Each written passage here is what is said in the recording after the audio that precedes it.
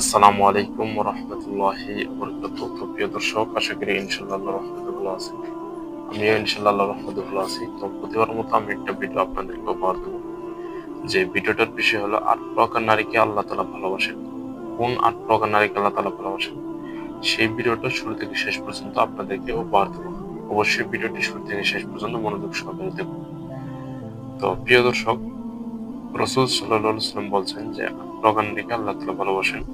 তার মধ্যে ১ নম্বর হলো যে নারী পর্দাশীল, ২ নম্বর হলো যে নারী ধৈর্যশীল, ৩ নম্বর হলো যে নারী ক্ষমাশীল, ৪ নম্বর হলো যে নারী বেশি বেশি তওবা করে, ৫ নম্বর হলো যে নারী স্বামীর আনুগত্য করে, ৬ নম্বর হলো যে নারী পবিত্র থাকে, ৭ নম্বর হলো যে নারী লজ্জায় স্থান হেফাজত করে, ৮ নম্বর হলো যে নারী অন্যের কথা গোপন রাখে।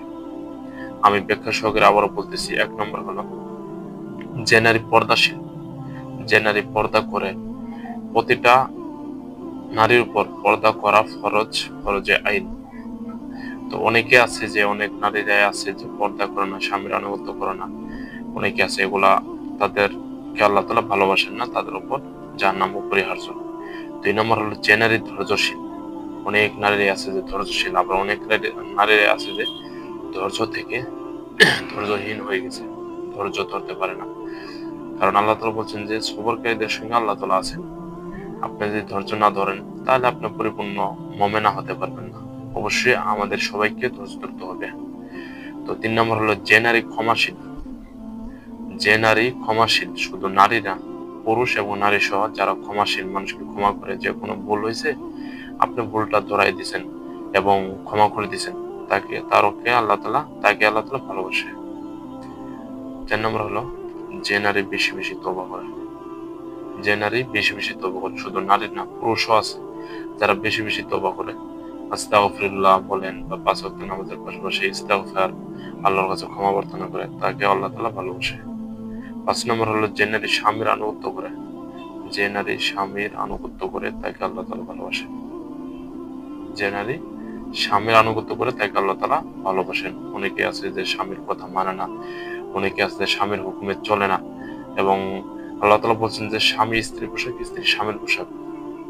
তো আমরা অনেকেই অনেক থেকেই খবর শোনা যায় যে স্ত্রী স্বামীর কথা মানে না। আবার স্বামী যদি স্ত্রীর কথা না মানে তাহলে স্ত্রী ডিভোর্স দেওয়ার চেষ্টা করে, তার থেকে দূরে সরে যেতে চেষ্টা করে। বর্তমানে কিয়ামতের আলামত এবং অনেক কথা অনেক ভাই বোনদের থেকে, অনেক ভাইদের থেকে শোনা যায়। ৭ নম্বর হলো ৬ নম্বর হলো যে নারী পবিত্র থাকে।